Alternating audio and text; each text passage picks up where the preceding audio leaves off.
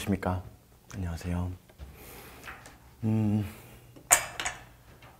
그때 한번 인사드렸었는데요. 전 이윤석이라고 합니다. 이윤석이라고 하고요. 이제 보험계약법 수업을 맡게 됐습니다. 이번에 다들 처음 시험 보시는 거죠? 대부분 1차 합격 한번 해보셨던 분들은 처음부터 다시 듣는 경우가 거의 없다 보니까 그렇게 예상을 하고 진행을 하도록 하겠습니다. 그래서 사실은 제가 보통 와가지고 이렇게 미리 좀 여쭤보고 하는 게 더 좋긴 한데 또 어떤 편견이 생길 수도 있으니까 난이도는 우선 좀 쉽게 잡아가지고 진행하도록 하겠습니다. 왜냐하면 보험계약법이 자칫 어렵게 느낄 수 있는 부분이 있기 때문에 좀 쉽게 설명을 드리는 것부터 시작해가지고 난이도를 조금씩 올려갈 거고요. 그리고 아마 여러분들 생각하시는 것보다 좀 보험계약법에만 국한되어 있는 게 아니라 다른 걸 좀 넘나드셔야 될 거예요. 사실 안 나오는 단어들이 좀 많이 쓰이게 되는데 그런 부분들도 제가 좀 쉽게 설명을 좀 하도록 하겠습니다. 제 그 컨셉 자체가 좀 쉽게 가자는 것 주의이기 때문에 좀 쉽게 하도록 하고요. 계약법은 이제 아시다시피 객관식입니다. 보험계약법은.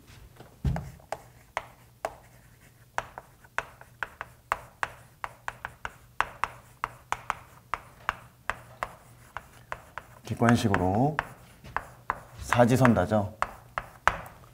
사지선다고 여러분들이 이제 보통 법령하고 이론까지만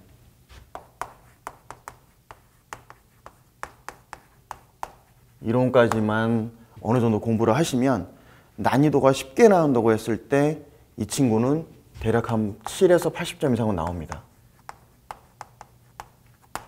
근데 문제는 어렵게 나올 때가 문제인데 어렵게 나올 때는 항상 끼는 게 판례입니다.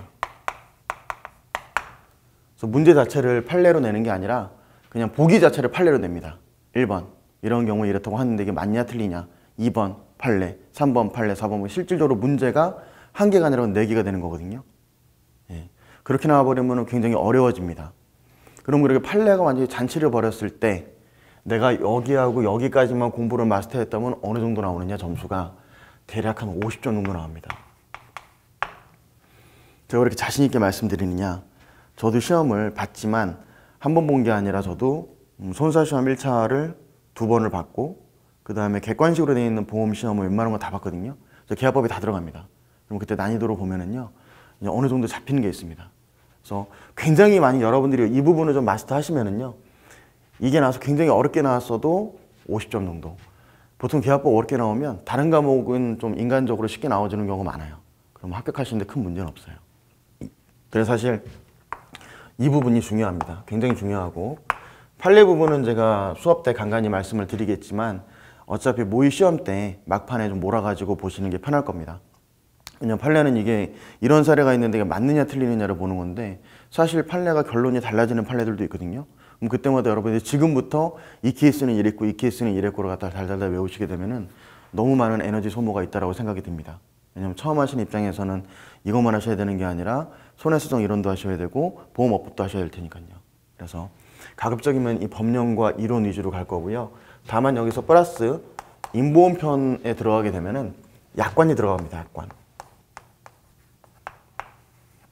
약관이 왜 들어가냐면 시험에 나오니까요. 시험에 왜 나오냐면 이 보험계약법 자체가 2015년 3월 12일 날 한번 개정이 됐지만 그 이전에 언제 개정된지 혹시 아십니까? 1991년에 개정됐습니다. 91년에 개정되고 2015년에 한번 개정됐습니다. 24년 만이죠. 근데 손사시험도 오래됐잖아요. 그동안 계약법에서 나올 문제 다 나왔었거든요. 근데 인보험편이 조항이 작아요. 그럼 법에서 더 이상 뭐 내구자주고 할 게 없는 거예요, 사실은. 그래서 약관으로 많이 넘어가요. 그 두 번째로 삼보험 나중에 들어보시면 아시겠지만은 삼보험 자체도 책임보험이라는 게 없죠. 법조문 몇 개 안 되고 나머지 약관이 바이블입니다. 그러다 보니까 인보험편은 당연히 자연스럽게 약관에서 나올 수밖에 없습니다. 그래서 약관도 역시 인보험에서도 판례가 포함돼서 약관 부분들이 좀 나옵니다. 그래서 여러분들이 공부하실 때는 우선적으로 나는 법령과 이론 위주로 공부를 해야 되겠다라고 아예 방향을 잡고 나가시는 게 좋을 겁니다. 여기서 플러스 내가 얼마나 알고 있는지에 대한 궁금증, 이런 것들은 책에 수록되어 있는 기출문제,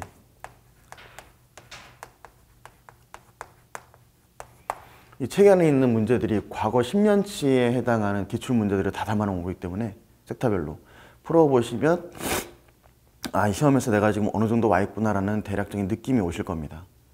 그러면 이제 그런 생각도 드실 거예요. 풀다 보면은 모의시험 이 뒤에 기출문제 풀어보니까 내가 몇 점 정도 나오는데 실제 시험 들어가면 몇 점 정도 나올까? 근데 실제로 모의시험 풀어보시면은요, 풀어보신 것보다 실제 시험에서는 플러스 알파라고 보시면 됩니다. 조금 더 잘 나옵니다. 예. 그걸 왜 그렇다라고 객관적인 입증을 해보세요 그러면 말씀 못 드리겠는데, 촉이라 그래야 되나요? 사람들이 좀 뭐라고 해야 되지, 좀 시험에 들어가면 급박한 그런 게 좀 있잖아요. 그래서 조금 더 잘 나옵니다. 그래서 그건 너무 걱정하셔도 되고, 어쨌든 이 공부하실 때는 법령과 이론 위주로 해서 어느 정도 성취가 됐는지는 기출문제를 통해서 풀어보도록 하시면 될 것 같습니다. 그리고 그러면 이제 법령. 제가 법령이라고 말씀드린 이유는 기본적으로 우리 이 법체계 자체가 성문법하고 이제 불문법이 있습니다. 판례법이 성문법, 불문법이 있는데, 성문법에는 법이랑 법 다음에 하위 개념 뭐가 있죠? 명령이 있습니다. 명령. 그 다음에 조례. 그래서 뭐 서울시 조례 뭐 이런 거 들어보셨죠? 뭐 계양구 조례 들어보셨죠? 구의원들이나 시의원들이 조례를 만들죠. 만들어가지고 그 지역 내에서만 쓰는 규칙입니다. 이게 법이죠. 조례고, 조례보다 상위 단위가 명령입니다. 이거는 지역에 국한을 받지는 않죠. 하지만 이 명령을 내리는 사람은 우리 혹시 대통령령 들어보셨나요? 들어보셨죠? 뭐 총리령 들어보셨죠? 행정 뭐 자치부령 들어보셨죠? 이런 건 령자가 들어가는 게 명령입니다. 얘는 법보다 약하죠. 그 위에 있는 애가 법입니다. 법규. 근데 제가 법령이라고 그랬잖아요. 법령은 법과 영을 얘기하는 겁니다. 그래서 여기까지가 이제 범위가 될 겁니다. 조례까지는 안 넘어갑니다. 조례는 저희가 뭐 할 일도 없고, 그래서 법규와 명령 안에서 놀게 될 것이고, 참고로 여러분들이 보험업법 공부하실 때는요, 얘도 엄청 중요합니다. 근데 계약법에서는 사실 얘 비중이 높진 않습니다. 어디까지나 일단 주축이 되는 거는 이 법, 간혹 명령까지 여러분들이 보시면 되고요. 그 다음에 이 중에서도 그러면 법을 어디부터 어디까지 내가 공부를 해야 됩니까? 나중에 분명히 지금 수업 들으시다가도 시험 보기 전 되면은요, 시간이 부족하다라는 생각이 드실 때가 올 거예요. 왜냐면 지금부터 시작해가지고 3월달까지 정말 열심히 하고 2차 때까지 또 계속 쉬지 않고 열심히 하는 케이스가 사실 거의 없거든요. 저도 마찬가지였고, 처음에 수업 듣고 나면은요, 뭐 시험 보기 전까지 또 유야무야 하다 보면은 어떡하지? 수업은 들었는데 어떻게 공부를 시작해야 될까? 그런 생각이 분명히 드실 때가 올 거예요. 그러면 제가 단언코 말씀드리는데, 시간이 없을 때의 법은 638조부터 682조까지는 무조건 꿰셔야 됩니다. 예. 범위를 지정해 드리는 겁니다. 예. 638조부터 보험계약법 시작입니다. 682조는요, 손해보험에 있는 총칙평가지입니다. 보험자 대위까지 나와 있습니다. 거기까지가 보험계약법 시험에서 옛날에는 많이 나올 때는 비중을 50에서 60%, 지금은 적게 나와도 40%에서 많이 나오면 50% 정도로 비중을 많이 차지합니다. 이 부분이. 그 다음에 만약에 시간이 조금 있다, 뭐가 더 중요할까라고 생각이 드신다면 임보험을 파십시오. 제일 중요도가 낮은 게 해상보험.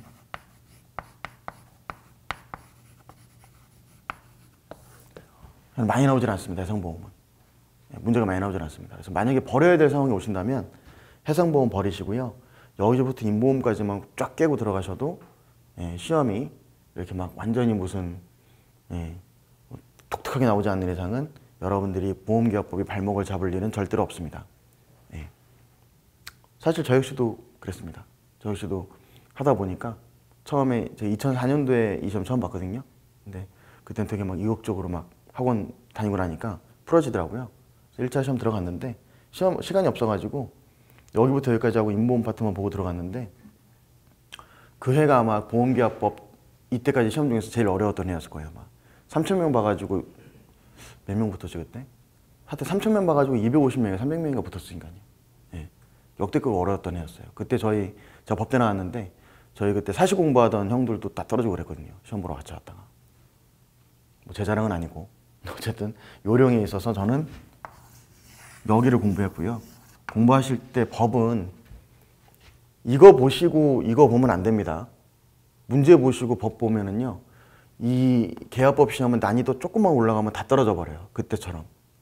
그때 그 경쟁률이 심했던, 그 괜히 높았던, 난이도 높았던 시험 때처럼. 이거는 638조부터 682조까지는요. 암기하십시오, 암기. 암기하십시오. 네. 무조건 암기하십시오, 무조건. 네. 뭐 눈으로 30번씩 읽어보시고 암기하시든 어떻게 하시든 무조건 암기하십시오. 네. 무조건 암기입니다. 근데 그걸 붙잡고 나서 여러분들이 오늘부터 암기해야지 이래가지고 딱 붙잡고 638조 보험계약은 어쩌고저쩌고 이러면 답이 안 나오거든요. 그래서 저 같은 경우에는 하루에 한 조문만 암기하자고 생각했어요.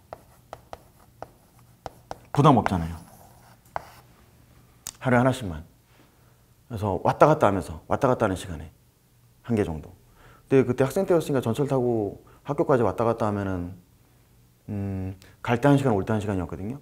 그러니까 갈 때는 그냥 잔다 치더라도 올 때 1시간이면 한 조문 정도는 외울 수 있어요. 1시간이면. 예. 한 조문씩 외우고 그럼 그 다음 날은 또 한 조문을 외웁니다. 절대 외울 때 써가면서 이제 내가 오늘 외웠는지 확인해 보지 마시고 그냥 입으로만 둘째 날 이거 할 때는 요거 외웠는지 확인해 보고 요거 하고 셋째 날 할 때는 요거 확인하고 요거 하고 확인하고 요거 하고 입으로만 중얼거리면 됩니다. 왜냐면 객관식이기 때문에 입으로만 중얼거리시면 되고요. 이거를 암기하시면 나중에 여러분들이 손해사 이론이라든가 다른 과목들을 공부할 때 굉장히 큰 도움이 됩니다. 보험계약법 자체가. 어법은 제가 절대 암기하시라 말씀 안 드립니다. 어법은 저도 시험 보니까 어법은 오히려 문제를 통해 가지고 공부를 해야 되는 과목입니다. 근데 계약법은 어디 나갔죠? 제가 한 번 암기해 두시면 최소 20년 가실 거예요. 다음 개정 때까지. 여러분들 손사 합격하셔가지고 일하실 거 아니에요. 그러면은 이 법령 외우셔가지고 여러분들 은퇴하기 전까지 쓸 수 있습니다. 반드시 필요합니다. 반드시 암기하십시오. 반드시. 그래서 실제로 이거를 암기하지 않고 문제은행으로만 했던 친구들 난이도 조금만 올라가면 다 떨어진 걸 제가 많이 봤습니다. 예. 무조건 암기하십시오. 그래서 그렇게 여러분들 준비를 하셔가지고 정리하자면 이렇죠. 이건 객관식 시험이기 때문에 여러분들이 모든 범위를 달달달달달달 서술형처럼 외울 필요는 없겠지만 눈으로 봤을 때 이 지문이 맞다 틀리다 정도는 아셔야 되겠죠. 근데 그 정도 암기만 하시면 되는데 그 중에서도 다만 638부터 682까지는 필수적으로 토시 하나 빼지 말고 암기하시고 나머지는 눈으로 익혀서도 관계없습니다. 그건 제가 뭐라고 말씀 안 드립니다. 근데 얘는 무조건입니다. 얘는 무조건입니다. 저는 이 책을 보니까요. 공부할 때 이런 게 있더라고요. 그 암기를 할 때 사람이보다 머리가 17번 정도로 반복하면 암기를 할 수 있다고 그래요. 책에서. 저는 그걸 보고 한번 해봤거든요. 17번 반복. 암기가 안 돼요. 안 돼요. 17번 가지고는. 보니까 저는 솔직히 이 생각이 들고 해보니까 나이만큼 반복해야 돼요. 예, 나이만큼. 예. 제가 올해 26이거든요. 죄송해요. 제가 올해 42인데 그래서 42번 반복해야 암기가 되는 것 같더라고요. 진짜로. 그런 느낌이 들었어요. 예. 저 30대 중반, 초반 때 땄으니까 30대는 그때 30번 이상 했던 것 같고. 그래서 매일매일 입에 달달달달 붙어야 되고 얘는 여러분들이 시험 붙고 나면 잊어버려야 될 게 아니라 끝까지 일을 하는 동안 계속 따라가는 부분들입니다. 예. 반드시. 제가 꼭 항상 왜냐면 오늘 이후로는 더 이상 이게 강조할 시간이 없으니까 무조건입니다. 예. 무조건입니다. 그래서 처음에는 그냥 같이 수업 들으면서 편안하게 들어보시고 내용이 정리가 되고 조문이 이런 뜻이구나 해석이 되면 그때부터는 계속 읽으면서 암기하셔야 됩니다. 예. 그렇게 하시면 될 것 같고요. 그 다음에 이제 첫 시간이라 할지라도 저희가 해보니까 항상 시간이 부족했기 때문에 바로 교재 12페이지 보험제도 및 보험계약부터 들어가도록 하겠습니다.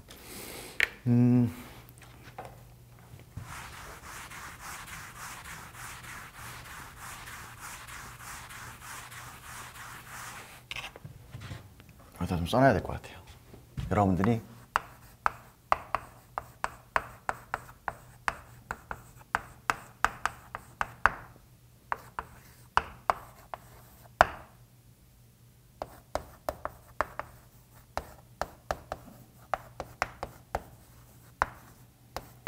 요거를 가급적이면은 잠이 오실 때마다 보시면서 잠을 좀 깨면서 하시면 좋을 것 같습니다.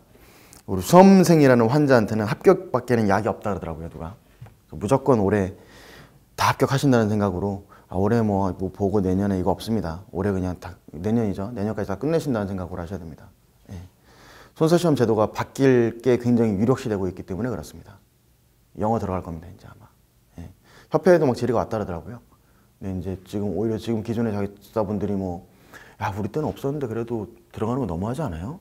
영어 없이 그냥 기존 제도대로 하는 게 좋지 않을까요? 라고 얘기할까요? 아니면 나는 이미 땄으니까 그래 영어도 만들고 해서 더 어렵게 만들어야지라고 오히려 합격 인원 줄여주세요라고 건의했을까요? 협회에서. 부자겠죠. 예. 제가 대놓고 후자라고 말씀 못 드리겠고 저도 협회는 나가야 되니까 어쨌든 그랬다는 후문이 있습니다. 그래서 무조건 여러분 내년에 합격하신다는 생각으로 하셔야 될 것 같고 가급적이면 많은 거를 희생하셔야 될 거예요.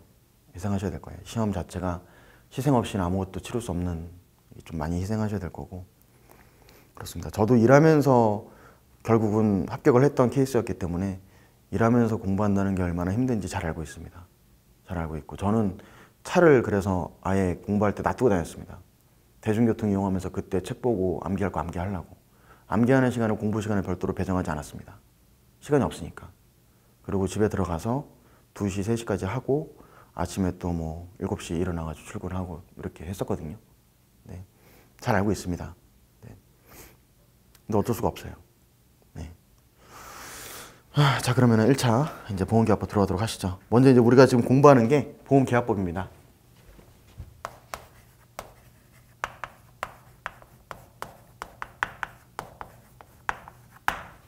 자, 그럼 우리 보험계약법이 뭔지는 알고 넘어가셔야 되기 때문에 보험계약법에 대해 설명을 좀 드리도록 하겠습니다. 물론 오늘 지금부터 말씀드리는 범주 내에는 일반 계약에 대한 내용이 들어갑니다. 어쨌든 보험계약도 일반 계약 중에 하나의 형태이기 때문에 일반 계약이라고 하는 넓은 바운더리 내에서 설명을 하고 보험계약에 대해 설명이 들어가는 넓혔다가 점점 좁혀 들어가는 식으로 할 겁니다.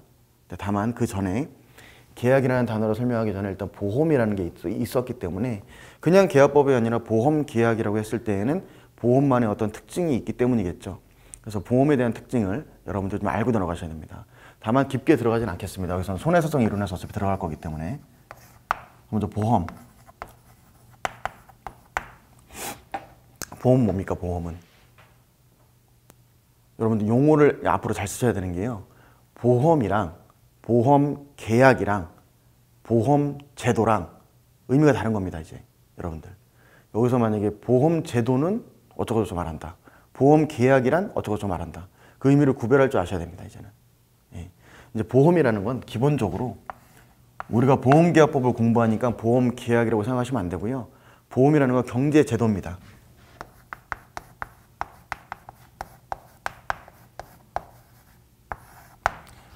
경제제도이고 위험관리 기법 중에 하나죠.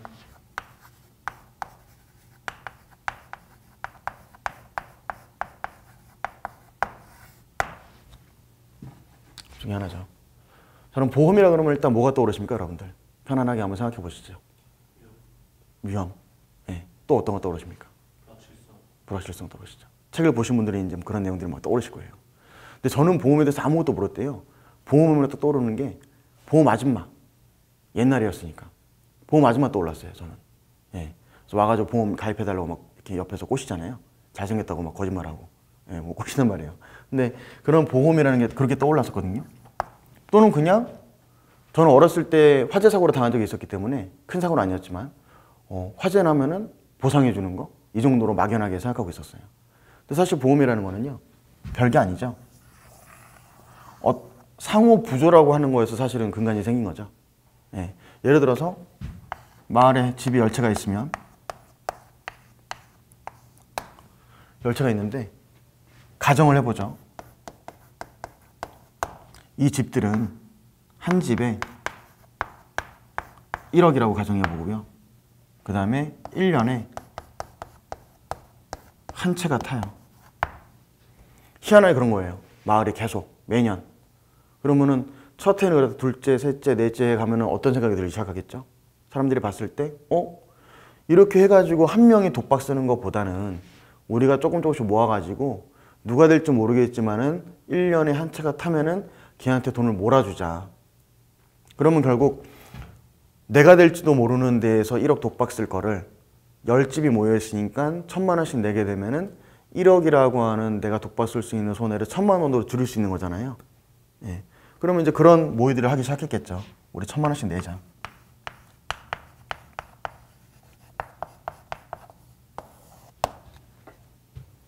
그러면 이 형태가 뭐죠? 이 형태가 상호 부조 또는 아직까지 정확히 보험의 의미는 아니겠지만 보험의 형태를 띠고 있죠. 예. 그럼 이 안에 많은 것들이 들어있습니다. 자, 1,000만 원씩 걷자고 했는데 의문이 생기는 거죠. 먼저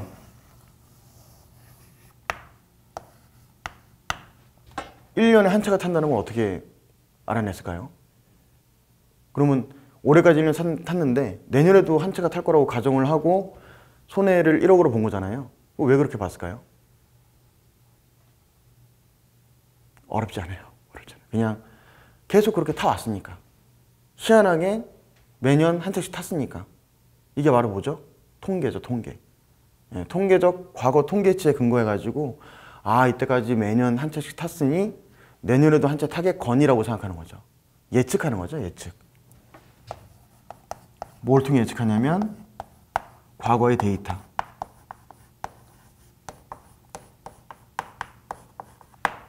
근데 이 마을이 만약에 생긴 지 3년밖에 안 된다고 가정해 볼게요. 그럼 데이터가 3개밖에 없는 거죠. 그죠? 근데 옆마을은 보니까 10년 됐어요. 10개 있는 거죠. 근데 그 옆마을은 보니까 100년 됐어요. 데이터 100개 있는 거죠. 그러면은 3개, 10개, 100개 중에서 어떤 마을의 예측치가 더 정확하겠습니까? 100개가 더 정확하겠죠. 즉 뭐냐면 이 과거의 어떤 데이터, 경험치가 많을수록 예측치에 근접하게 된다는 원리죠. 예. 흡사 예를 들자면 우리가 주사위를 던질 때 1이 나올 확률은 6분의 1입니다. 6분의 1이죠. 근데 통계적으로 여러분들 6번만 한번 던져보셨어요, 혹시? 그런 분들 많이 안 계실 거예요. 바쁘시니까 다들. 예. 6번을 던졌을 때 1이 나올 확률은 6분의 1이 아닙니다. 근데 왜 6분의 1이라고 얘기하냐면 여러 번 던져보니까 그렇다는 거예요. 그래서 통계책을 다 읽다 보니까 그런 재밌는 내용이 있었어요. 누가 그 스승님한테 그랬대요. 교수님, 제가 한 100만 번을, 그러니까 100만 번은 좀 오버했던 것 같고 5,000번 던져봤겠죠. 몇천 번 던져보니까 더 쳐봐도 6분의 1이 안 나왔습니다. 이거 어떻게 된 거죠? 라고 물어봤다 그럽니다. 그 교수가 한마디 했대요. 덜 던져서 그래. 예. 즉 데이터가 쌓이게 되면은 그 주사위에 자석이 붙어가지고 장난질을 치지 않는 한은 6분의 1이 된다는 거죠. 이게 바로 대수의 법칙입니다. 보험은 어디까지나 이 과거의 데이터가 많아야지만이 예측치에 근접하게 된다는 대수의 법칙을 근간으로 1년에 한 채가 탄다는 걸 예측하게 됩니다. 근데 한 채에 대한 가격은 어차피 조사해 보면 나오니까 결국 보험자는 대수의 법칙을 통해 가지고 보험료 기간 동안에 발생할 수 있는 손해액을 예측할 수 있죠. 네. 그래서 보험에 있어서 대수의 법칙은 아주 중요합니다.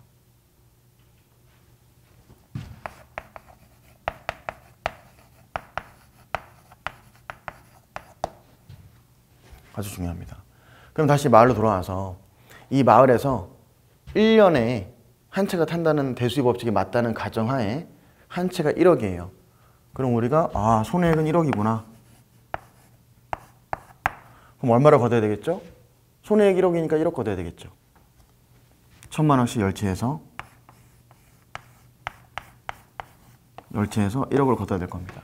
즉 마을에서 예측되어 있는 손해액 전체와 각 구성원이 내 가지고 합계가 나오는 금액이 같아야 되겠죠. 1억 예상했는데 500만 원씩 내가지고 5천만 원만 거두면은 사고 나면은 그 사람이 5천만 원 또 독박을 써야 되는 거잖아요. 그러면 당연히 전체 손해액하고 각각에서는 비용, 이 합계액이 일치해야지만이 이 사고가 발생했을 때 이 마을에 누가 사고가 발생했든 간에 사고를 당한 사람은 손해 없이 그 비용을 통해 가지고 위험을 보전할 수 있을 겁니다. 그죠?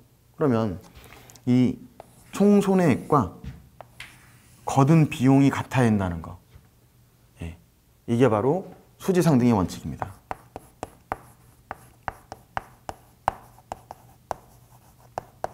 이걸 보험으로 살짝 덮어 씌워보면은요, 보험자가 1년 동안 나가게 될 예측되어 있는 보험금, 이 손해액은 각 계약자로부터 받은 보험료의 합계액과 최소한 일치해야 된다는 거죠. 최소한.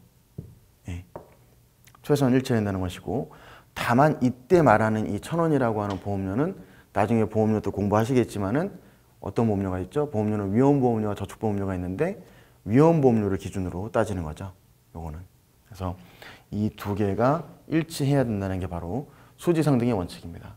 그럼 이 수지상등의 원칙은 결국 렉시스의 원칙이라도 하는데 보험회사 입장에서는 뭐죠? 보험회사 입장에서 이렇게 바라봤을 때 수지상등의 원칙을 구현해야 되는 이유는 이 단체의 성질을 봤을 때 그렇다는 거죠. 전체에서 나갈 손해액이 얼마니까 개별적으로 얼마씩 걷어야 되겠다. 즉 보험의 단체를 전제로 해가지고 인정되는 원칙이 수지상등의 원칙입니다. 전체 손해액을 기준으로 따져보는 거니까요. 근데 만약에 이 마을에서요, 다 목조주택이에요. 목조. 나무로 돼 있어요. 근데 이 한 집만 돌로 돼 있어요. 근데 1,000만 원씩 똑같이 내래요.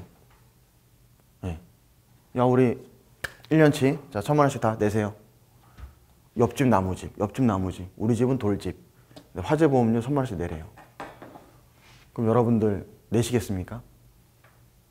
내긴 내겠죠. 근데 속으로 기분이 안 좋겠죠. 쟤네는 불 붙으면 바로 타고 우리 집은 불 나도 잘 안 타는데 뜨거워지기만 할 뿐일 것 같은데 끼키야 돌에 금이나 갈까? 생각 드는데 똑같이 1,000만 원 내라 그러면 짜증나잖아요, 솔직히. 그럼 이 사람은 어떻게 되겠죠? 아까 말씀드렸잖아요. 10채, 100채 있는 마을을 기웃거리겠죠. 쟤네는 어떻게 해주나? 돌로 된 집은 보겠죠. 근데 저기는 좀 싸게 해줘? 역시 그게 맞는 얘기지. 그게 합리적이지. 그게 말이 되는 거지. 이런 생각을 우리는 형평의 원칙이라고 그러거든요. 그러면 저기 공평하네. 저 마을로 쭉 가버리겠죠. 그럼 이제 여기는 몇 집 남습니까? 9집. 그죠? 그러면은 10집에 있을 때보다 9집 있게 되면은 데이터가 더 줄어들게 되는 거죠, 또. 그럼 데이터가 줄어들게 되면은 대수의 법칙이 안 맞게 되죠. 대수의 법칙이 안 맞으면 어떻게 되죠? 1년에 1억 나갈 거라고 생각했는데 1억 5천, 2억이 나가버리게 되고 1억 예상해서 1,000만 원 걷어놨는데 1억 5천, 2천 나갔으니까 보험자 입장에서는 야, 더 나갔으니까 더 줘라고 얘기 못 하죠. 일단 약속이니까. 주긴 주되 보험자 입장에서는 적자를 보게 되는 거죠. 그러면 거꾸로 이게 안 맞을 것 같으니까 충분히 걷어놓자. 1억 나갈 것 같은데 혹시 모르니까 2억 걷어놓지 뭐. 걷어놨어요. 근데 1억만 나갔어요. 그럼 이 집단에서는 뭐죠? 야, 여기 왜 이렇게 비싸? 옆 동네는 어떻게 되지? 또 다 나가겠죠. 그럼 이게 또 안 맞기 시작하죠. 계속 반복되는 거예요. 이 법칙 안에서 악순환이 돼요. 사실 이 보험이라고 하는 제도는요, 이 카테고리에서 계속 돌기 때문에 보험자 입장에서는 보험계약법도 두고 있는 거고요. 그 다음에 이걸 걷는 거에 대해서 걷어놓은 돈을 갖다가 지네들이 마음대로 이용할 수도 있잖아요. 야, 올해는 불 안 난대. 누가? 박수무당이. 우리 빵 사 먹자. 이렇게 막 쓸 수도 있잖아요. 그러니까 어법을 통해 가지고 준비금 적립해라, 기금을 어떻게 관리해라 이렇게 제재를 하고 있는 거고요. 그런 겁니다. 그래서 이때 이 모든 사실 이게 보험이에요, 그냥. 이 기본적인 메커니즘 안에서 여러분들이 계약법을 보면서 이게 왜 있는 거다. 이런 것들을 다 따지셔야 돼요. 고지음은 요즘 마을에 들어온다고 이사 왔어요. 얘가 불을 내려고 들어온 건지 지네 집 목조주택 지하에 LPG 가스통을 막 10개를 갖고 있는지 알 수가 없잖아요. 그러니까 들어오기 전에 야 잠깐 너 저기 집 지하에 뭐 있어? 아무것도 없지. 진짜? 없어. 들어왔는데 알고 보니까 LPG통이 있었어요. 고지무위반. 그럼 제재를 해야 되겠죠. 또는 들어올 때는 아주 그냥 나무 평범한 집이었는데 들어오고 나서 야 1,000만 원 냈으니까 불났도 괜찮아. 야 LPG통 갖고 와. 지하에다 넣어. 창고로 쓰자. 이런 식으로 지하만 공장으로 개조를 해버린다든가. 그럼 어떻게 돼요? 위험이 현저하게 올라갔죠. 그럼 얘는 더 냈어야 되는 거죠. 더 안 내면 어떻게 되는 거죠? 나머지 애들이 불만 품고 나가버리잖아요. 이게 안 맞잖아요. 안 맞으니까 얘네는 다시 또 보험료를 올려라. 너는 1,500 내. 조절해줘야 되는 거죠. 이 원칙을 다 도는 거예요. 예. 그리고 또 이 집 중에 한 집이 1년에 한 채 탈 줄 알았는데 그리고 예측을 해놨더니 한 놈이 또라이가 들어와가지고 일부러 불질러 버렸어요. 돈 받으려고. 안 들키겠지 해가지고. 그럼 뭐죠? 원래는 한 채가 타는 게 맞았는데 플러스 인위적인 행위가 들어옴으로써 두 채가 돼버렸잖아요. 그 인위적인 건 뭐죠? 불확실하지 않았던 거죠. 우연하지 않았던 거죠. 그 보험자는 우연성만 데이터를 통해서 예측이 되는데 고의성이 들어왔으니까 이건 어떻게 할 것이냐. 보장하지 말아야 되겠죠. 그럼 고의 매체성을 만드는 거고. 이렇게 되는 겁니다. 그래서 이 모든 이 범주 안에서 모든 제도들이 만들어지고 빠지고 하는 거기 때문에 이거를 잘 아셔야 될 것 같아요. 이게 돌아가는 부분들. 참고로 손사이론이 2차로 이제 다시 바뀐다 그러는데 저는 3종 시험 볼 때 3종도 취득을 했기 때문에 그 당시에 손사이론이 2차 과목이었거든요. 그때는 이게 되게 중요한 꼭 이해하고 있어야 되는 메커니즘이었어요. 왜냐면 모의에 쓰라고 했을 때 이걸 활용할 일이 많았거든요. 이 제도 하에서 봤을 때는 이게 필요하다. 그리고 설명해주고 아마 손사이론 2차 올라가면 다시 또 이런 부분들에 대해서 공부를 좀 하셔야 될 겁니다. 어쨌든 우리 보험계약법에서는 이 수지상등의 원칙이라든가 이런 것들을 물어보는 거는 지금은 없어요. 옛날에는 있었는데 지금은 없어요. 왜냐하면 지금은 손사이론에서 물어보죠.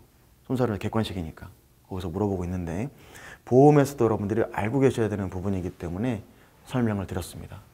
자, 그러면 보험은 경제제도예요. 이렇게 돌아가는 경제제도래요. 그러면서 위험관리기법이래요. 왜 위험관리기법인지에 대해서 설명을 드리면 보통 여러분들이 위험관리라 그러면 되게 어렵게 생각하세요. 왜? 일단 책에 있으니까. 뭔가 이거 학문? 전혀 그렇지 않고요. 이 책에 있는 내용들 자체는 사실 법이라는 게 그렇거든요.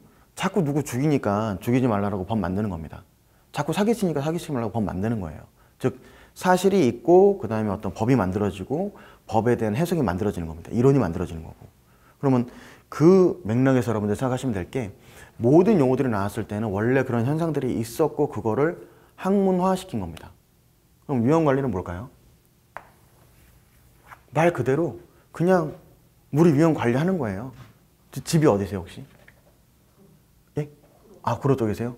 부럽네요. 가까워서. 저 인천인데. 그럼 나오실 때 자, 오늘 하루 나오셔가지고 수업 듣고 집에 들어갈 때까지 무사히 들어갈 수 있겠다라고 생각이 드십니까? 그런 희망, 이거를 갖다 학문에서 낙관주의 편향이라고 그러는데 낙관주의 편향이 굉장히 높으신 거예요. 자기 고향 편향, 뭐 자기 통제 편향이라고도 표현하는데 나에게는 좋은 일만 있을 것이다. 근데 사실 사람 일은 모르는 거죠. 저는 이렇게 나오면서 재수없어서 오다가 제가 교통사고 나가지고 오늘 수업이 늦을 수도 있잖아요. 그런 위험이 있죠. 또는 오늘 제가 저녁에 약속이 좀 있는데 뭐 11시까지 들어가겠다고 얘기했지만 혹시 술 먹고 늦게 들어갈 수도 있잖아요. 그럼 집사람한테 갈굼을 당할 위험이 있죠. 그런 것도 다 위험이잖아요. 나를 신경 쓰게 하는 것들. 네. 이런 것도 다 위험이란 말이에요. 그럼 학문은 뭐냐면 우리 주변에서 발생할 수 있는 위험들에 대해서 이걸 어떻게 관리할 거냐 이겁니다. 거기 플러스 행동경제학적으로 봤을 때 내 주관이 들어가면 사람마다 주관이 다를 테니까 어떻게 행동을 할 거냐 이걸 보는 겁니다. 위험관리는. 그럼 예를 들어 볼까요? 저는 아침에 나올 때 교통사고가 날지도 모른다는 생각이 드는 거예요. 꿈자리 뒤숭숭했는데 안 좋을 것 같은데 나오다가 그래 별일 없었으니까 뭐 괜찮겠지 이러고 계속 운전해서 올 수도 있고 그죠?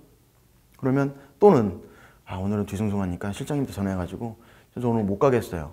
왜요? 꿈자리가 뒤숭숭해서 못 가겠는데요? 이렇게 얘기할 수도 있겠죠. 그럼 실장님은 어떻게 생각하겠죠? 속으로? 이런 개또라이 같은. 하지만 겉으로 얘기는 못 하겠죠. 왜? 사람마다 다르니까. 예. 이해의 범주가 아주 넓어야 되겠지만은 아주 생각을 거듭하면은 제가 하는 말을 이해 못할 건 아니니까. 예, 그런 거거든요. 그럼 뭐니까 이거는 저는 나올 때 시정부 못 가겠는데요. 발생할 수 있는 위험을 제가 회피해 버리는 거죠. 이렇게 회피하는 거죠. 회피는 그럼 결국 회피도 위험관리 기법 중에 하나입니다. 위험을 피해 버리는 거예요. 이렇게 아예. 대신 단점이 뭐죠? 또라이로 욕먹을 수 있죠. 이거를 순화시켜서 표현하면 뭡니까? 수업이 옴으로써 저도 돈을 벌고 할 수 있었는데 회피함으로써 그런 기회들을 포기하게 되는 거죠. 예, 그런 기회들을 포기하게 되는 거예요. 그 위험관리 프로세스예요, 이게. 처음에 오늘 내 집을 나갈 때 내 주변에서 발생할 수 있는 위험이 어떤 게 있지? 그래서 위험을 딱 리스트를 작성해요. 계단에서 넘어질 위험, 교통사고가 발생할 위험, 오다가 엘리베이터가 멈춰서 가지고 갇힐 위험, 커피를 시켰는데 그 커피 안에 다른 세제 같은 게 들어가지고 탈이 날 위험, 이런 것들을 다 수집합니다. 이렇게. 이게 뭐면은 위험의 발견.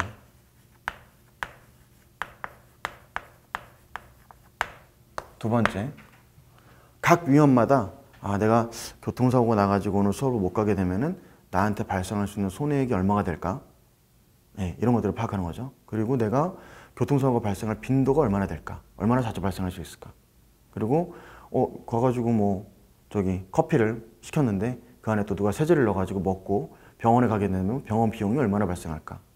즉 위험이 현실화돼서 손해가 발생했을 때 손실 발생에 대한 빈도라든가 횟수라든가 심도, 얼마가 발생할까? 얼마의 손해가 발생할까라는 빈도 및 심도를 평가하게 되죠. 평가하고 어떻게 되죠?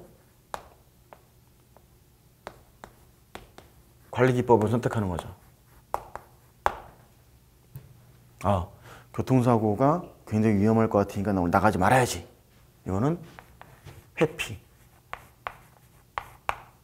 두 번째, 교통사고가 날 수도 있겠지만은 날 경우를 대비해서 내가 내 월급에서 조금씩 돈을 모아가지고 교통사고 발생했을 때 치료비로 써야 되겠다 라고 생각할 수도 있겠죠.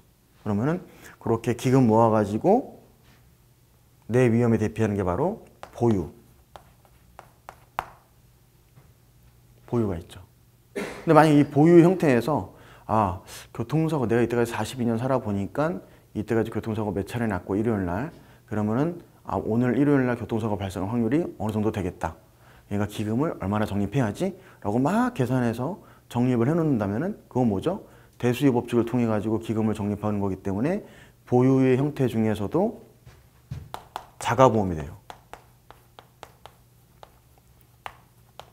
이윤석 씨가 이윤석 보험을 만드는 거죠. 내 스스로, 내가. 또 뭐가 있겠죠? 교통사고 발생해가지고 내가 죽거나 다치게 되면 비용이 많이 발생할 수 있으니 그 비용을 내가 계속 모아두는 것보다는 그냥 보험에 가입해가지고 어디 가입해가지고 손해 발생하면 받아야 되겠다 라고 생각할 수도 있겠죠. 그럼 이건 뭐죠? 내가 아닌 다른 보험회사한테 내 위험을 떠넘기는 거죠. 가져가쇼. 비용을 줄 테니. 이게 뭐죠? 전가.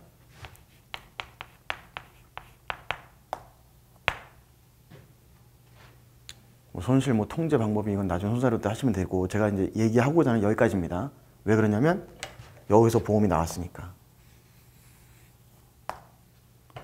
그럼 우리가 공부하는 이 보험계약법은 보험이라는 경제제도 중에서도 보험 계약에 관련된 아주 일부분이고요.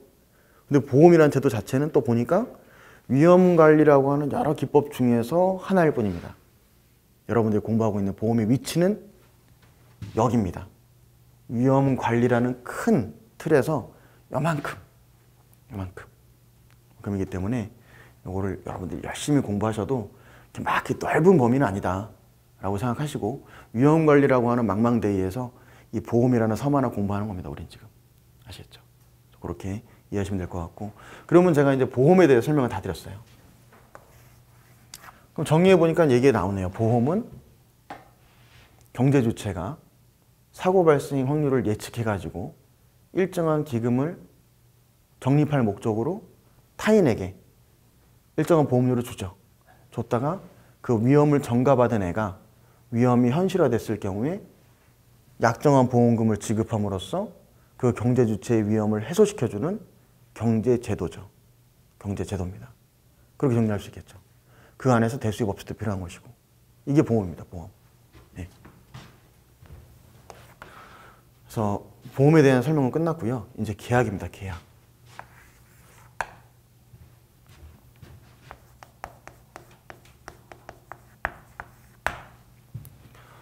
자, 일단 보험은 생각하지 마시고 계약만 한번 생각해 보자고요. 계약. 그리고 계약이 뭡니까? 계약. 계약하면 뭐가 떠오르시죠? 만년필? 사인하는 거? 넥타이? 악수? 이런 것들 떠오르지 않으십니까? 근데 이제 사실 계약은 그렇게 거창한 건 아니고요. 여러분들이 하루에도 몇 번씩 하는 게 계약입니다. 계약. 매점에 가서 음료수를 사면 그것도 계약이죠. 매매 계약입니다. 그죠? 뭐 밥집 가서 밥을 드시고 돈을 내면 그것도 계약입니다. 밥집 아주머니는 맛있는 밥을 줘야 될 의무가 있고, 여러분들 드시고 나서 돈을 정확하게 지불해야 될 의무가 있죠. 거꾸로 여러분들은 맛있는 밥을 달라고 주장할 권리가 있고, 아주머니께서는 돈을 달라고 요구할 권리가 있죠. 이 행위에는요, 우리가 하는 이 행위를 모두 법률행위라는 법률행위. 우리가 사회 내에서 하는 이 모든 행위들. 제가 무인도에서 혼자서 음악 찍고 혼자 뭐 난리 치고 혼자 빨가벗고 돌아다닌다고 해가지고 제지할 사람 아무도 없잖아요. 근데 사람들끼리 모여있는 사회에서는 그 행위 하나하나를 모두 법률행위로 파악하게 됩니다. 법률행위로. 그럼 이게 법적으로 어떤 가치가 있는가. 법적으로 무가치하면은 처벌을 받는 것이고 그렇게 되는 거거든요. 그러면 이 계약이라는 거는요, 그 책에서는 이제 보통 법학 책에서는 이렇게 되어 있습니다. 상호 간에 대립되는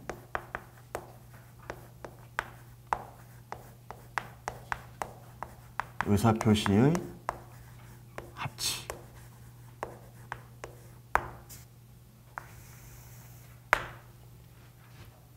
우리 시장에 갔다 오면 가정해볼까요? 시장에 가면은요, 아주머니들이 이렇게 물을 이렇게 내놓고 있잖아요.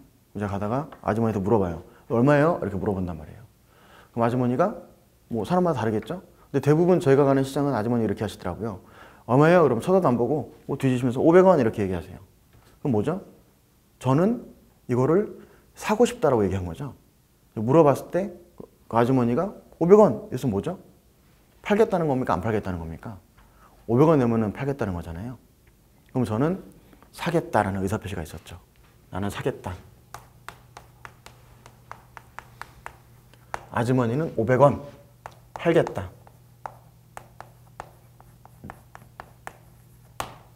그러면 상호간에 대립되는 의사표시니까 사겠다하고 팔겠다는 대립되는 의사표시죠. 예, 사겠다고 팔겠다 대립되는 거잖아요. 근데 여기서 제가 500원을 딱 던지고 가져오는 순간 그 의사표시가 합치가 됐죠. 합치가 됐죠. 500원 내는 순간. 그럼 이게 결국 500원을 내고 합치가 됨으로써 계약이 성립된 겁니다. 이게 계약입니다. 제가 일부러 쉽게 설명하려고 하는 것도 아니고요. 이게 계약의 형태입니다. 이게 계약이에요. 예. 여러분들 하루에도 몇 번씩 계약을 하시는 거예요. 몇 번씩. 그러면 여기서 자, 사겠다하고 팔겠다라는 게 있는데, 이 아주머니가 만약에 이렇게 막 뒤져보다가 제가 이거 얼마예요? 이렇게 물어봤더니 아주머니가 대답을 안 해요. 저러분이 그냥 이러고 있어요.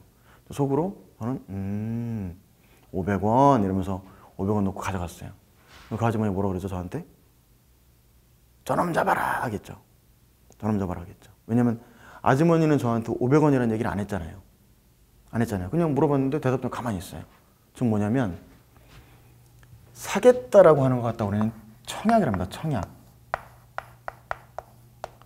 이 청약에 대해서 승낙이 있어야 계약이 되는 거거든요.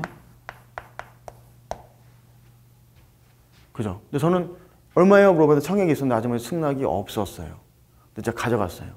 그럼 이거는 승낙을 한 곳으로 봐야 될까요? 안 한 걸로 봐야 될까요?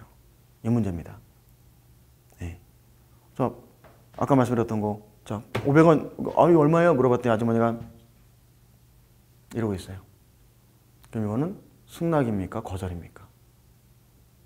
내가 좋아서 그건 그 사람의 주관적인 문제고요. 예. 보통 이제 법에서는 그래서 슈퍼 주인한테도 아저씨 이거 얼마예요? 음료수 이렇게 물어봤는데 아저씨가 아무 대답이 없어요. 이거를 우리는 거절이라고 봅니다. 거절. 대답이 없으면 거절의 의사, 그러니까 어떤 가타부터 의사표시가 없으면 거절한 걸로 봅니다. 이거 흡사 제가 연애에 대한 예시를 많이 앞으로 들 텐데, 야 미수가 우리 만날까? 미수이가 이래요. 근데 철수가 됐어. 오늘부터 1일이야. 이렇게 생각하면 뭐죠? 철수는 또라이. 동네에서 놀림받겠죠. 예. 뭐냐면 상대방의 기본적으로 승낙의 의사표시가 없으면 거절한 걸로 본다라고 민법에서도 규정을 하고 있어요. 528조에서 규정하고 있어요. 그럼 일반적인 계약에 있어서는 우리는 이렇게 생각할 수 있겠죠. 일반적인 사람들 간의 계약에 있어서는 승낙의 표시가 없으면 거절한 걸로 봐요. 이거는 비단 기간을 정해둔 계약이든 기간을 정해두지 않은 계약이든 똑같이 일반 거래에 있어서는 이렇게 봅니다. 거절한 걸로 봅니다. 아시겠죠? 그럼 여기까지가 지금 제가 말씀드렸던 게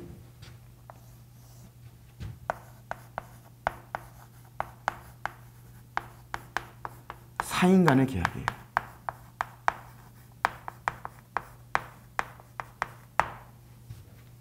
사인 간의 계약입니다.